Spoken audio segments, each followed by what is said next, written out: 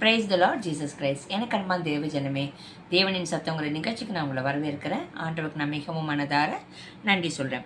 என்னோட கூட சங்கீதத்தின் புஸ்தகம் 112வது அதிகாரம் 9வது வசனம். சாம் சாப்டர் 112 verse 19. 112 verse 19. வாரி இறைத்தான், ஏழைகளுக்கு கொடுத்தான். அவனுடைய நீதி என்றென்றைக்கும் நிற்கும். அவன் கொம்பு மகிமையாய் உயர்த்தப்படும். ஆமீன். என்னவா வாரி இறைத்தான், இருக்கிறதெல்லாம் ஏழை எளிய மக்களுக்கு கொடுத்து அவன் செய்யறதுனால அவனோட நீதி என்றென்றைக்கும் நிலை நிற்குதான். இன்னைக்கு உங்கள் வீட்டில் சொல்கிறாங்களா, மற்றவங்களுக்கெல்லாம் உதவிக்கிட்டே இருக்கீங்களே, மற்றவங்களுக்கெல்லாம் நீ ஏதாவது கொடுத்துக்கிட்டே இருக்கீங்க, நிச்சயமாக உங்கள் நீதி என்றென்றைக்கும் நிற்கும். அது மாத்திரமல்ல, அவன் கொம்பு மகிமையாய் உயர்த்தப்படும். உயர்வுங்கிறது எப்படி? ஒரு ஹானர் இல்லையா? அந்த கொம்புங்கிறது உங்கள் தலையை ஆண்டவர் உயர்த்துவார்னு அர்த்தம்.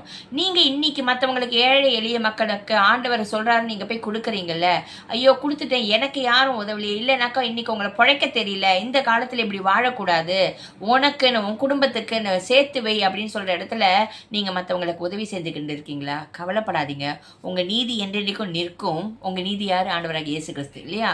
நிச்சயமாக அவருக்குள்ளே நீங்கள் நிலைத்திருப்பீங்க. அது மாத்திரமல்ல, வேதம் சொல்லுகிறது, அவனுடைய கொம்பு மகிமையாய் உயர்த்தப்படுமா.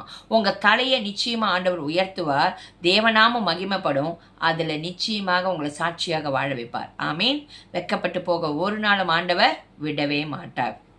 நன்மை செய்கிறீங்கல்ல, தொடர்ந்து நன்மை செய்யுங்க. யார் என்ன சொன்னாலும் அதுக்காக உங்கள் குடும்பத்துக்கு கூட கவனிக்காமல் மற்றவங்களுக்கு செய்யணும்னு நான் சொல்ல வரல. ஆனால் ஆண்டவர் கொடுக்கறத நீங்கள் மற்றவங்களுக்கு தானம் தர்மம் செய்து ஏழை எளியவனுக்கு இறைக்கும் போது, வாரி இறைத்தானா என்ன, அள்ளி அள்ளி மற்றவங்களுக்கு கொடுக்கறது. உங்ககிட்ட என்ன இருக்குது? பணம் தாங்கிறது இல்லை. உங்களால் என்ன முடியுதோ நீங்கள் மற்றவங்களுக்கு உதவி செஞ்சு பாருங்களேன். நிச்சயமாக ஆண்டவர் உங்கள் கொம்பை உயர்த்துவார். ஆமீன். நம்ம ஜெபிக்கலாம். எங்கள் அன்பின் பரலோக தகப்பனே, உம்மை துதிக்கிறோம்ப்பா. வேதத்தில் சொல்லியிருக்கு ராஜா, வாரி இறைத்தான், ஏழை எளிய மக்களுக்கு கொடுக்கும் போது ஆண்டவரே அது ஆசீர்வாதமாக இருக்கே தகப்பனே, அது அவனுடைய நீதி நிற்கும் என்று போடப்பட்டிருக்கு தகப்பனே.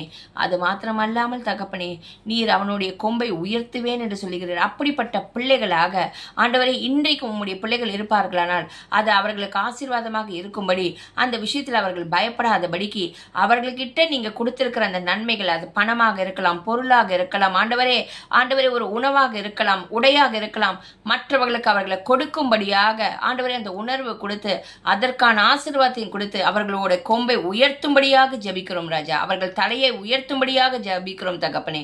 அந்த ஆசீர்வாதம் அவர்களுக்கும் அவர்கள் பிள்ளைகள் மேல் வந்து நிலைத்திருப்பதாக இயேசுவின் நாமத்தினாலே ஜெபிக்கிறோம் பிதாவே. ஆமீன். ஆமீன். God bless you.